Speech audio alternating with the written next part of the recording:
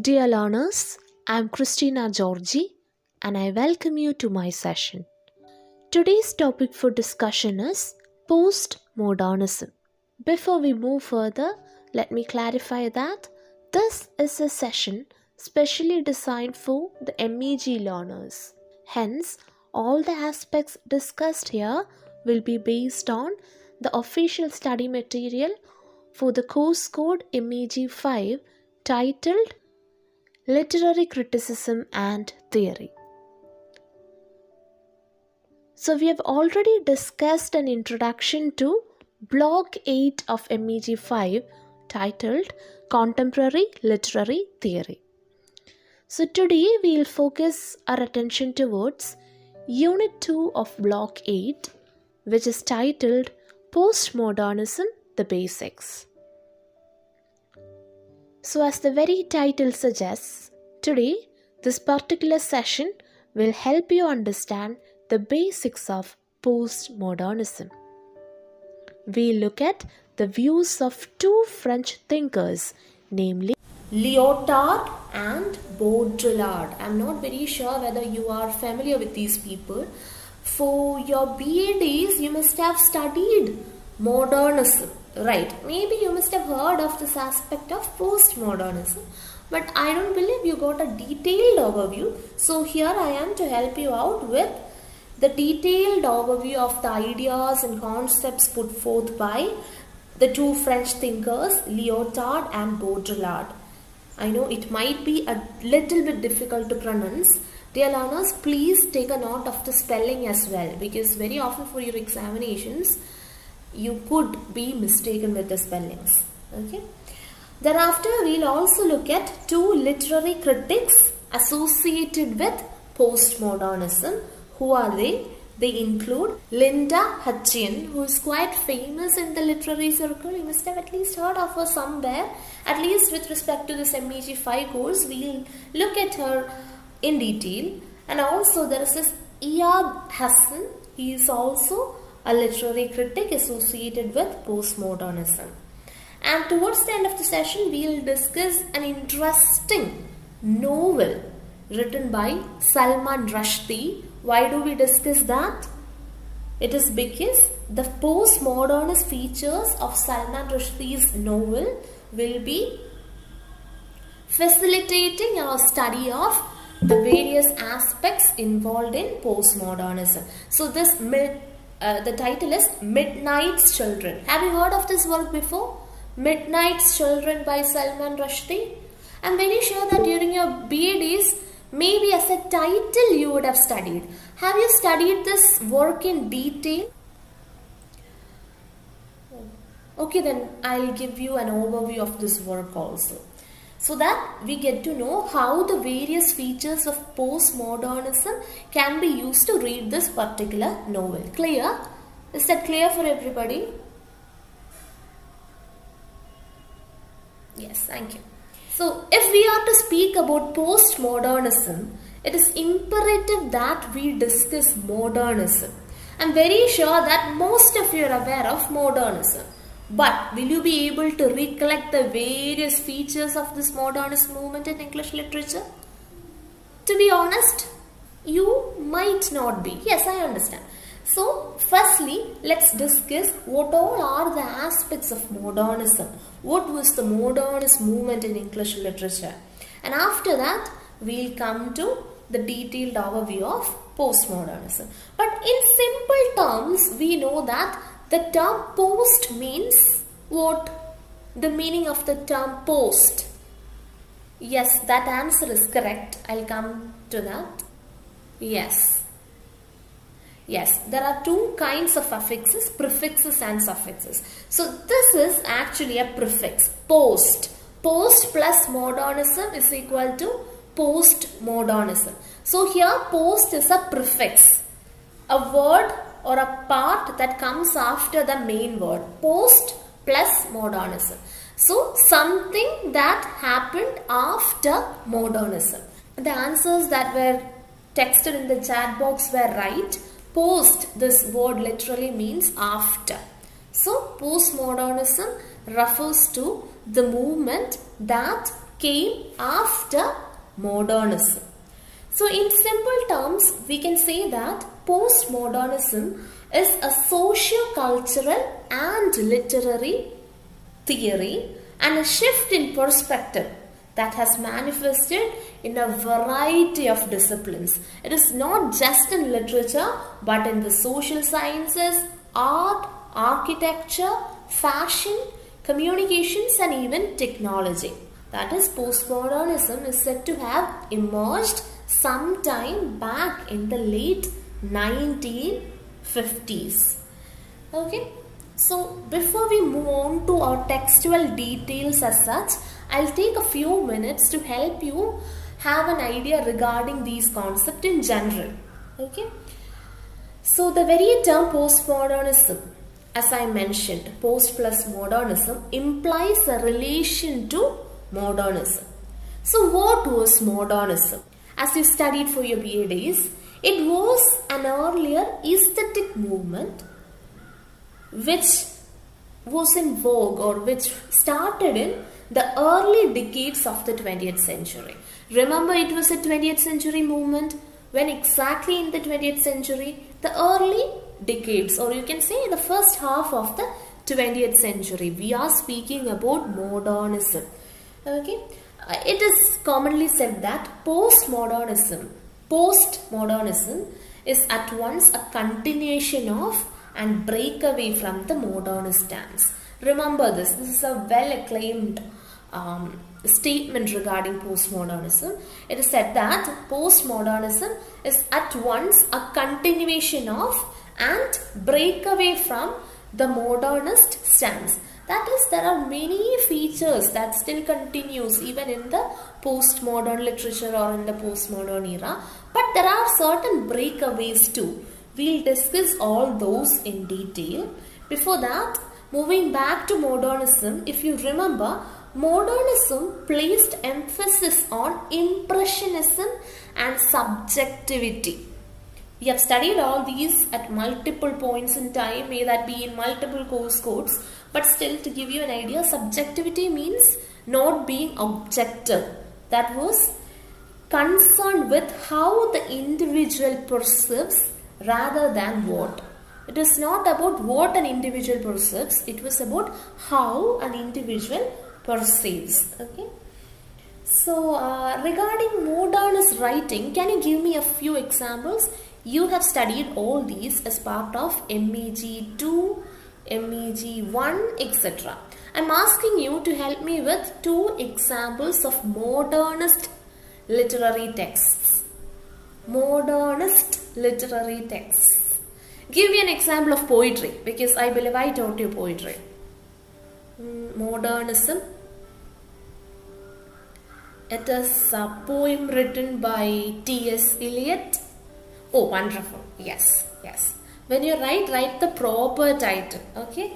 Yes. Correct answer. The Wasteland is a quintessential example for a modernist poetry. Yes. What about a modernist literary text? Ja, correct aane. I appreciate. Yes. So that's the correct answer. It is also a modernist text. Okay. So very often we quote these two as typical examples from poetry and prose. I have mentioned this in class because you have studied both of these texts as part of your MEG 1, The Wasteland by T.S. Eliot. Yes, you have studied a portrait of the artist as a young man written by James Joyce as part of your MEG 3 paper, that is British novel. So coming back to modernism, I told you that modernism flourished during the first half of the 20th century. But for your examination, it is advisable for you to write the clear timeline. Okay, always try to study the clear timeline. You can say the heyday of modernism, that is written in your study material. If you are not familiar with that vocabulary, you can write the peak of modernism was the period between 1910 and 1930. It was during these years that modernism was at its peak. Okay, so Postmodernism fully came into its own in the late 1950s and the early 1960s. So we can say that modernism flourished during the first half of the 20th century, whereas postmodernism flourished in the late half of the 20th century. Remember, by 20th century, don't be under the impression that you should write 2000 and something. Okay, it is 2023, but we say it is the 21st century. So, if it is 1950, remember it is the 20th century. Okay. So, moving on to some of the key features of modernism. I already told you that subjectivity was one of the key features of modernism.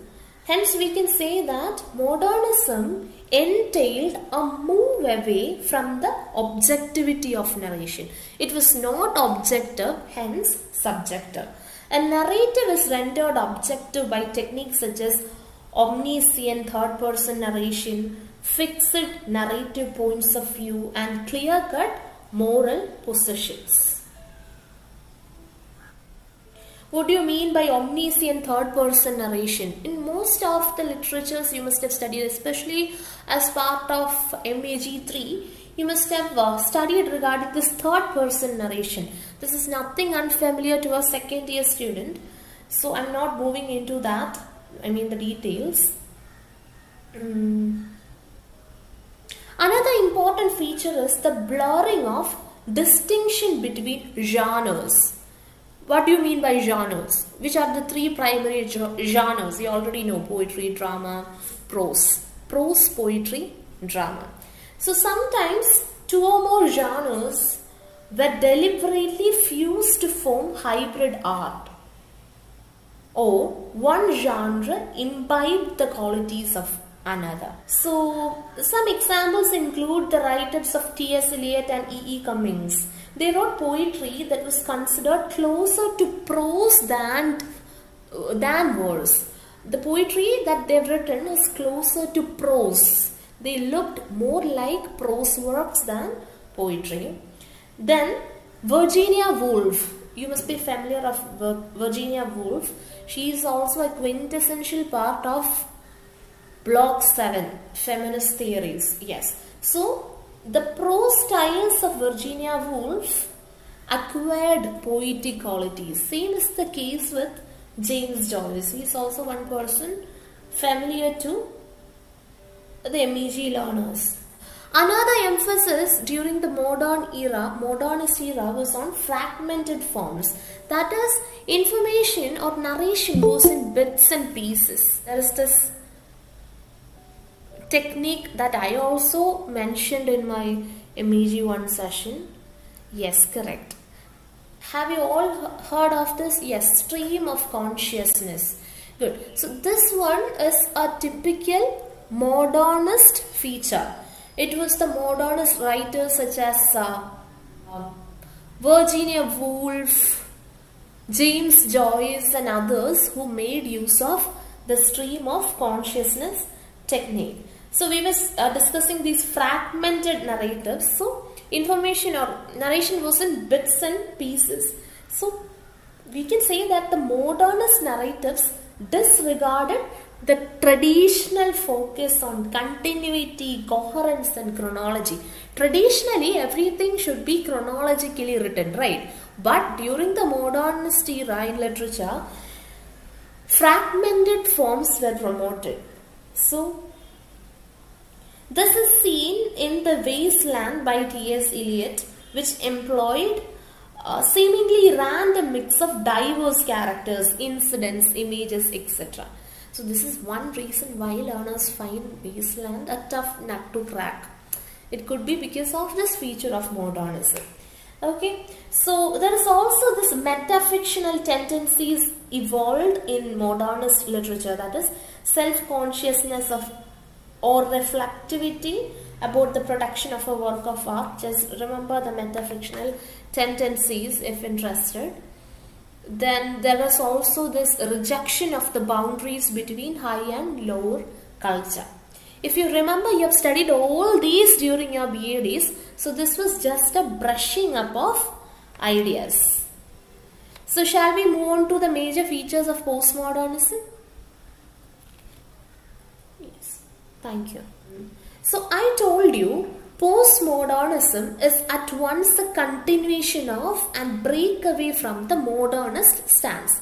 So from that statement itself, we can have this inference that there could be some continuation of features. Some features would certainly be there. Hence, postmodernism shares many of the features of modernism, such as parody, pastiche, etc. Pastiche, if you don't remember, it is the imitation of another's style. Parody, I suppose you all know. An example of pastiche would be, if I write a novel about Shakespearean characters or in a style very similar to that of T.S. Eliot, that is pastiche. Okay, it's basically imitation.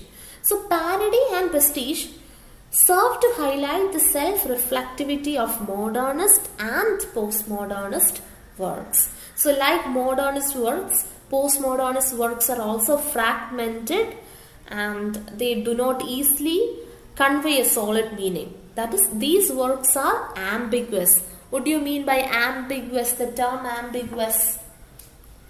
The meaning is not very clear. That is the simplest explanation. Okay. So, in short, modernism and postmodernism gave voice to insecurities, disorientation and fragmentation of the 20th century Western world. Okay. Remember, postmodernism in a way celebrates fragmentation. It considers fragmentation and decentredness as the only possible way of existence. Yes, that would give you a brief introduction. Was that helpful? I believe it was, or else you won't get the connection between modernism and postmodernism. So, whatever I mentioned so far would serve as a bridge. Okay, down the memory lane. Okay, so now we'll speak about. So before that, let me clarify. Whatever I discussed now would be the expansion of section 2.1 titled Departures from Modernism, which is mentioned as part of Unit 2 of Block 8 of our official study material. Now we'll move on to section 2.2, Jean-Francois Lyotard and Jean Baudrillard. Pardon me for the pronunciation, it's actually the French term. Is there anybody who's quite fluent in French? So they pronounce it differently, Jean or something, that is the right pronunciation. So we'll say for convenience Jean. Okay? Yes, or else you can say Lyotard and Baudrillard. Okay. See, this is one suggestion that I would like to give you. That is, when you write for your examinations, it is not the first name that matters. In the West, it is the second name that has prominence. Right. So even if you forget the first name, make sure that you write their second name. Am I making sense to you? Do you follow me? If you just write Jean or Jean, it could refer to either of them. But if you mention Lyotard, that would refer to the first person. Likewise, if you just say William, we never know is it William Blake or William Shakespeare or which William you are referring to. But if you write Shakespeare, we get this impression that you are speaking about William Shakespeare. So I suppose you got the idea. William Shakespeare has nothing to do with postmodernism. I was just using his name to explain how important it is to write the second or last name for your exams. Clear, right? So, as I mentioned, both Lyotard and Baudrillard have provided the philosophical framework for postmodernism. These two are prominent French thinkers, have contributed immensely to studies regarding postmodernism. They have also written two seminal works. So firstly, the book written by Lyotard, it It is titled Postmodern Condition. The Postmodern Condition. Lyotard's book is titled The Postmodern Condition, whereas the book written by Baudrillard is titled Simulations.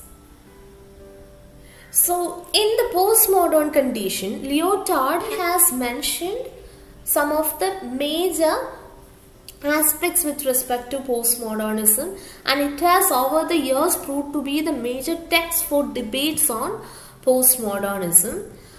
Whereas Simulations is an important work where he theorized the laws of the real.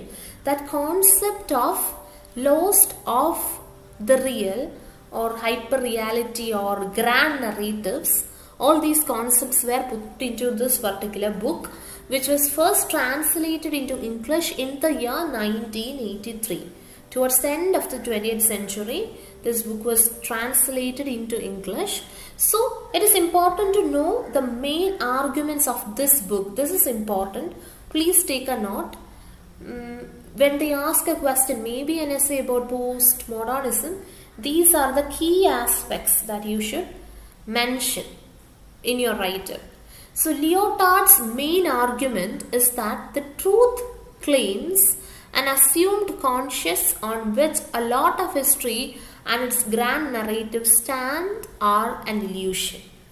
I am very sure that you didn't understand. So, let me explain this concept for you. That is, Baudrillard has conceptualized the postmodern surface culture as a simulacrum. So, a simulacrum is a virtual or fake reality. In simple terms, a simulacrum is a virtual or fake reality simulated or induced by the media or other ideological apparatuses. Remember, it is something that we studied when we studied Marxism. It is a virtual or fake reality simulated or induced by the media or any other ideological apparatus. That is, a simulacrum is not merely an imitation or duplication. It is the substitution of the original by a simulated fake image. By simulation, the first thing that comes to my mind is, if you have recently studied driving, many of the driving schools in India are using this technique of simulation, where they ask you to sit in a simulator where you will be having this idea of driving on a real road, but actually you will be entering a seat, a basic simulation, and you will be pretending as if you are driving on a real road. Have you ever undergone such a training? Anybody who's familiar with what I mentioned? So I'll move back to your study material and read from it. Lyotard's main argument is that the truth claims an assumed conscience on which a lot of history and its grand narratives stand are an illusion. The grand narratives are repressive, they lack credibility. So, Baudrillard's main contention is that the real is now defined in terms of the media in which it moves. The pervasive influence of images from television and advertising has to a loss of the distinction between the real and the imagined.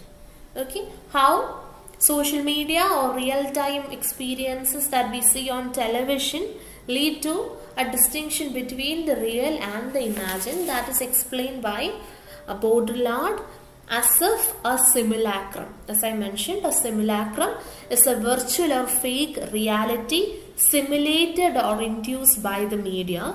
A simulacrum is not merely an imitation or duplication. It is the substitution of the original by a simulated fake image. And we can say that the contemporary world or the present world is indeed a simulacrum where reality has been replaced by false images. For instance, the Gulf, we can say the Iraq war that we know from newspapers and television reports has no connection whatsoever to what can be called the real Iraq war. The simulated image of Iraq war has become so much more popular. By simulated image, we are referring to what we saw on media, may that be television, newspaper, etc. So all those have become so popular and real than the real war. Okay. So Baudrillard argues that the real does not exist anymore. In other words, in the postmodern world, that is in the contemporary world, yes, even today we can say it's postmodernist era. Now there are no originals, only copies. Okay, no reality, only simulations. So he is suggesting that the postmodernist world is artificial. He also implies that we have lost the capacity to discriminate between real and the artificial. So this is just one small paragraph in your study material, but you should know this concept of laws of the real and simulacrums by Lyotard, if at all they ask you this question. So there is also this mention of Frederick Jameson. He is also yet another critic. So Frederick Jameson offers the phrase, the cultural logic of late capitalism. He used this for the cultural and social condition prevailing in the advanced capitalist societies since the 1960s. So remember Frederick Jameson and the term that, it's not a term, it's a phrase. Remember words. Okay, we should start with alphabets. Alphabets together form words. Words together form phrases. Phrases and words form sentences. So if you don't know phrase, this would help you remember the meaning of a phrase. Okay. We can also say that Frederick Jameson has related modernism and postmodernism to the second and third phases of capitalism. You don't have to go more into that, just remember that, because your study material is very precise. You don't need too much explanation, or you don't have to depend on outside sources for that matter. Remember that key point. There is also this mention on commodity fetishism. Okay, what is meant by that? It is a term that refers to the continuous celebration of the products of 20th century capitalist society. How the new society, the contemporary society, the capitalist society celebrates the consumer culture or the products. Okay, that idea is mentioned there. Yes, that's all regarding Lyotard and Baudrillard as part of section 2.2. I believe I explained all the key aspects. Keep that in mind. There is a mention on grand narratives. Did you see? When you speak about Lyotard, you need to speak about grand narratives also. I haven't mentioned that as such, but that word is mentioned in your study material. Okay, that is one key point that you should underline. So towards the end of your unit, as part of page number 16, they have given this glossary, keywords, grand narratives. It refers to theories like Marxism and trends like liberal humanism, which try to explain issues in totalizing terms. We just have to have an idea regarding what this grand narrative is. There wouldn't be a particular question, but for your general understanding. Moving on, let's now focus our attention towards the literary critics who can be considered as if important chroniclers of postmodernism. That is, as I mentioned earlier, there are two notable literary critics in the field of postmodernism, and they are quite renowned. Who are they? As we mentioned in the introduction, they include Yab Hassan and Linda Hutcheon. Dear learners, for your attention, let me clarify that this is mentioned as if section 2.3 titled The View from Within Literary Criticism as part of your official study material. Now, let's focus our attention towards Yab Hassan. So he has a well-renowned book to his credit. It is titled Para-Criticisms. This Para-Criticisms seminal text is published in the year 1975, and this book is renowned for postmodernism and its features. So this work equates postmodernism with anti-elitism and anti-authoritarianism. Another important aspect is that the theme of the absent sender is crucial to Hassan's works. Most of his works has this kind of aspect of absent sender. And about Linda Hutcheon, the one major important work is A Poetics of Postmodernism, published in 1989. Dear learners, very often I've seen students making mistake with the title. When you write a title, you need to be very specific with respect to the rules of writing a title. Here in this particular title, postmodernism is one word. Remember that. A Poetics of Postmodernism, published in 1989. When you study Linda Hutcheon, it is imperative to know this concept of historiographic metafiction. So this is a term, that is historiographic metafiction, is a term originally coined by Linda Hutcheon in the work that we studied. What is the title of that work? A Poetics of Postmodernism. So I'd like to quote from Hutcheon. Historiographic metafiction includes those postmodern works, usually popular novels, which are both intensely self-reflective and paradoxically lay claim to historical events and personages. So basically, she refers to all those postmodern works, mainly novels, that relies heavily on textual play, parody, historical reconceptualization, etc. A few examples include Salman Rushdie's Midnight Children, and if you have heard of Ondaatje, his works such as Running in the Family, The English Patient, etc. are popular examples. So Hutcheon sees postmodernist fiction as historiographic metafiction and envisions it as a mode which self-consciously problematizes the making of fiction and history. As we discussed, conventions are used, absurd and subverted in postmodern literature through the use of irony and parody. Just have an idea regarding Linda Hutcheon as a literary critic during this postmodern era and how she envisions this concept.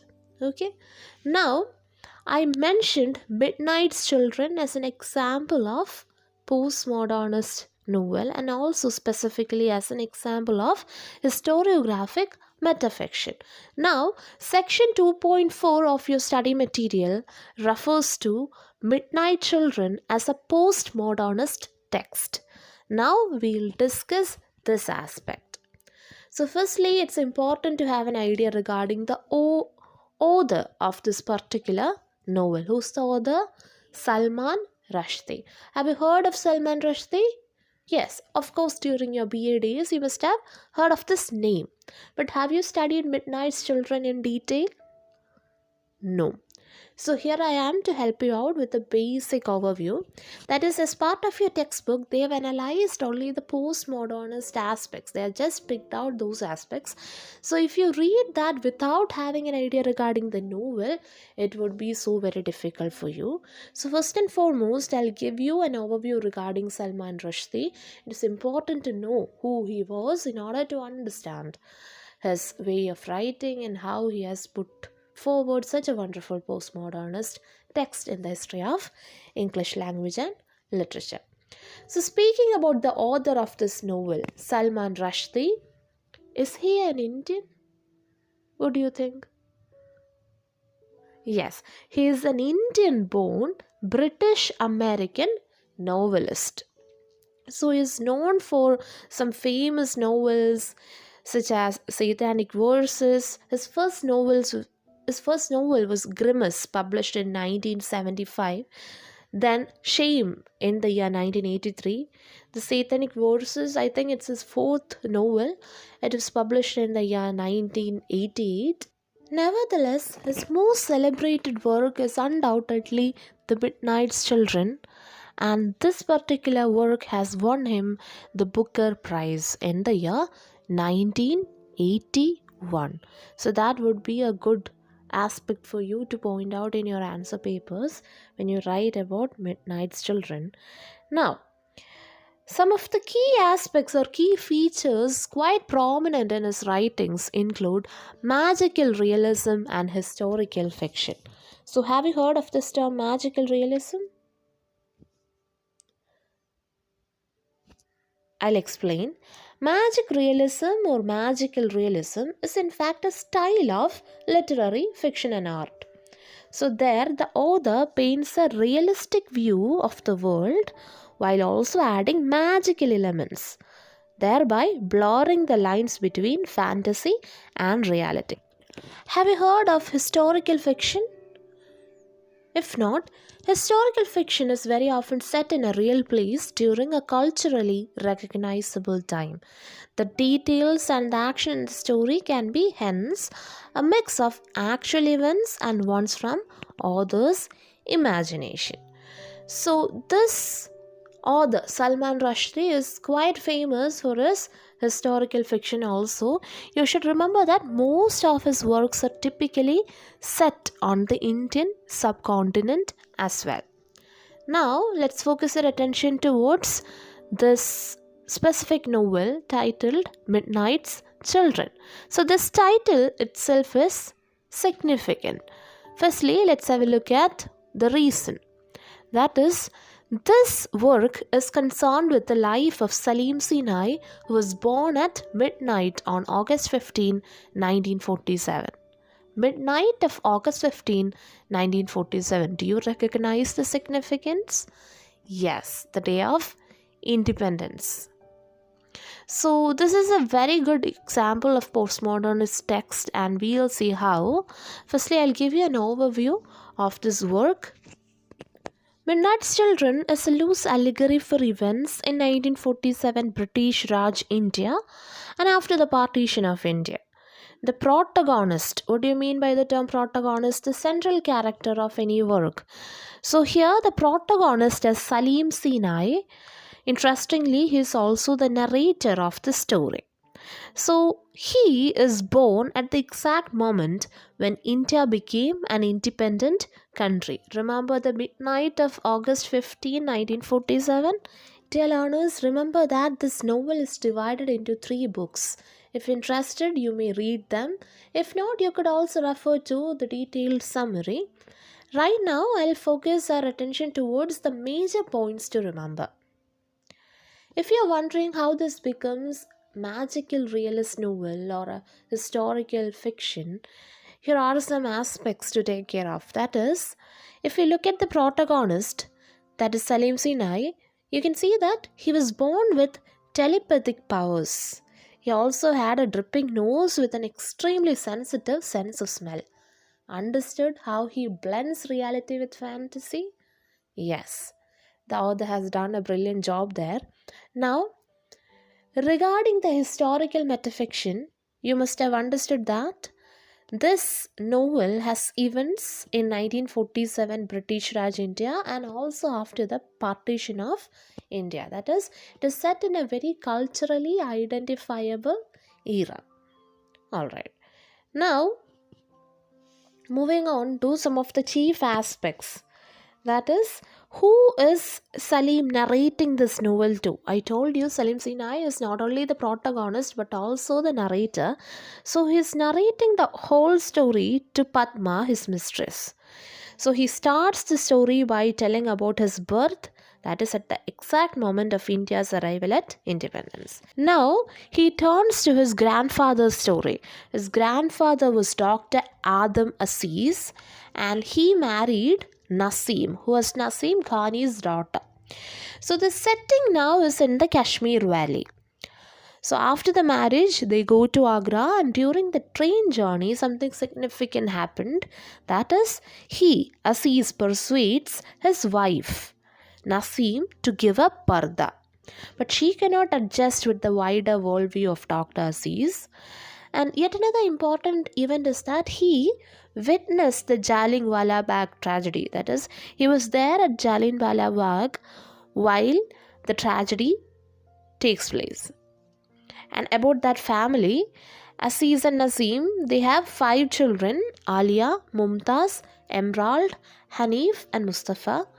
So Mumtaz was married by Ahmad Sinai, and hence we can speak about his birth. Whose birth? Salim Sinai's birth. In fact, Salim was born at the exact moment of India's arrival of independence. We know that. And hence he was very special.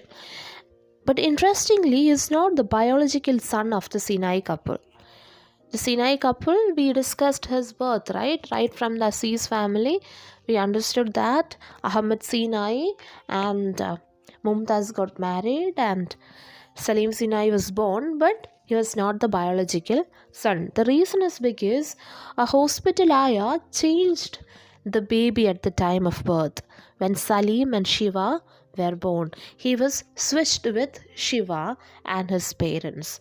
So Salim, in fact, got fortunate to enjoy the social advantages. Actually, Salim was not born to this couple. He born to a very underprivileged couple.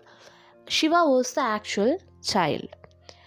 So now Salim grows up as Salim Sinai. Gradually he recognizes or realizes his miraculous powers.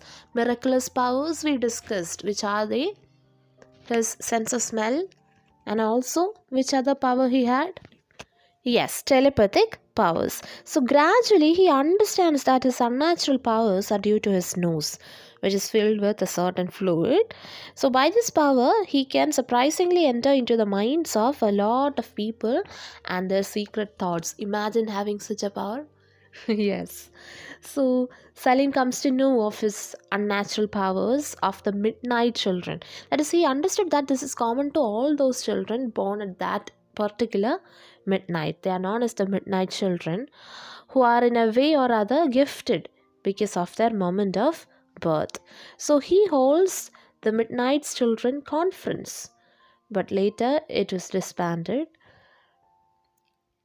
He has to undergo an operation which makes him devoid of his telepathic powers, but his nose can smell the sense of the situation and the hidden motivations behind the sugar-coated words of others. Remember, I am mentioning only the most important events.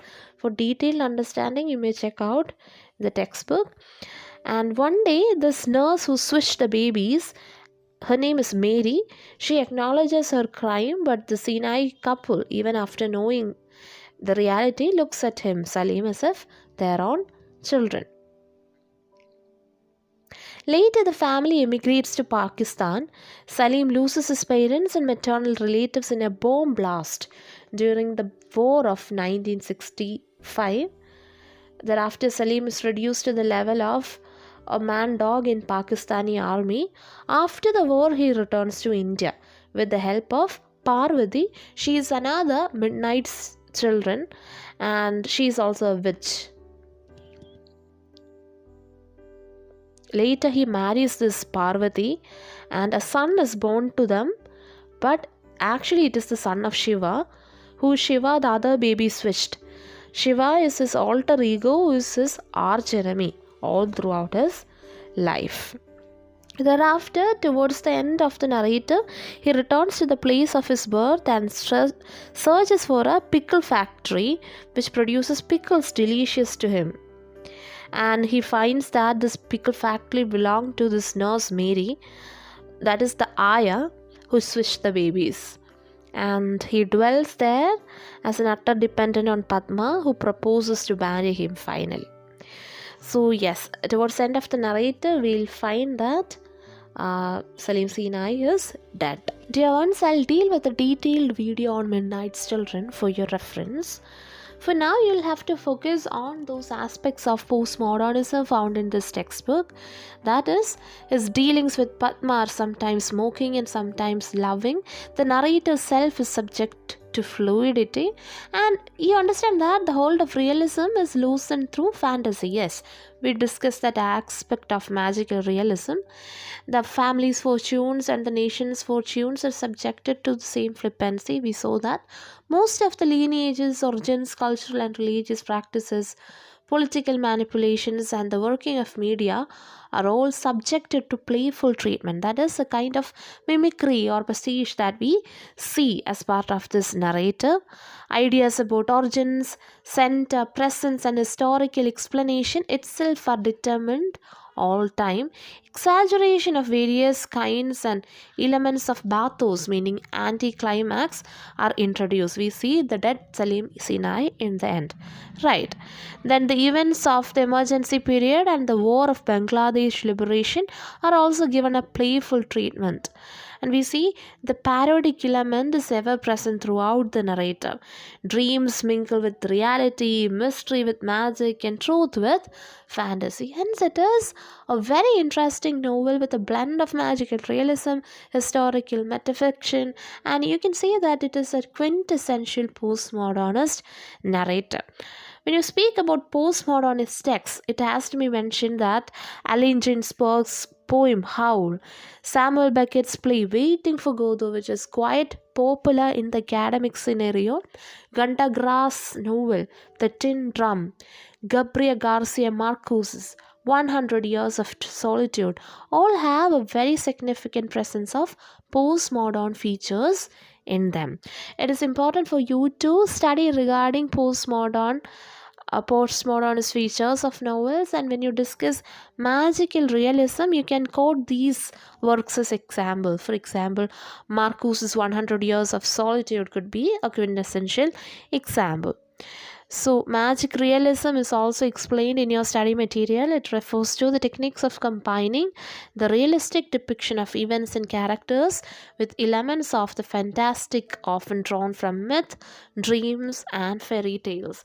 So, for the examination, they could also ask you to analyze Midnight Children as if a magical realist textbook.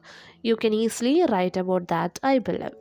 Now we'll discuss section 2.5, points of convergence with post-structuralism. You must have studied structuralism in detail as part of your BA syllabus. Now, what do you mean by post-structuralism? Post-structuralism is an intellectual movement that emerged in humanities and philosophy in the 1960s and 1970s. So, this challenged the tenets of structuralism. The major point of convergence between post-structuralism and postmodernism is that both are seen as part of the logics of disintegration. This is the title of Peter Dewey's 1987 book. His book is also titled Logics of Disintegration. It is in this book that he sees Lyotard, Derrida, Foucault, and Lacan together as being the major figures putting forward these logics of disintegration. We already looked at Lyotard. Derrida is concerned with deconstruction. Foucault and Lacan, we'll meet them as part of psychoanalysis. So, some of those who do not look favorably on both postmodernism and post-structuralism take the sweeping position that there is little to choose between the two. They say that in 1979, post-structuralism changed names and found its act replaced by postmodernism. So, what was so significant regarding 1979? Yes, it was the year of publication of the postmodern condition. Remember the work that we studied? Who wrote the postmodern condition? Lyotard. Hence, they were of the belief that post-structuralism changed names from post-structuralism to postmodernism. The common criticism is that both contribute to the logics of disintegration. To sum up what we have studied today, we saw that Modernism was an impulse for novelty in the early 20th century literature and arts. It flowered between 1910 and 1930, mainly through the works of the High Modernists, they include James Joyce, T.S. Eliot, and others. So, what came after that, called postmodernism, had its concern with surface style and postmodern writing as greater self reflexivity. So, we studied Lyotard and Baudrillard and their contributions in detail. We also looked at two main literary critics who have theorized about postmodernism, Ihab Hassan and Linda Hutcheon. Later, we looked at Salman Rushdie's Midnight Children as a representative postmodernist text. Remember, it has self reflexivity, magic realism, fictionality, parody, and hybridity of styles. We also looked at how post structuralism and postmodernism have reinforced each other in the area of logics of disintegration. So that's all regarding Unit 2 titled The Basics of Postmodernism. In our next session, we will discuss Unit 3 of Block 8, which is titled Psychoanalysis, where we will discuss in detail the life, works, and contributions of Freud and Lacan. So thank you for joining me and best wishes.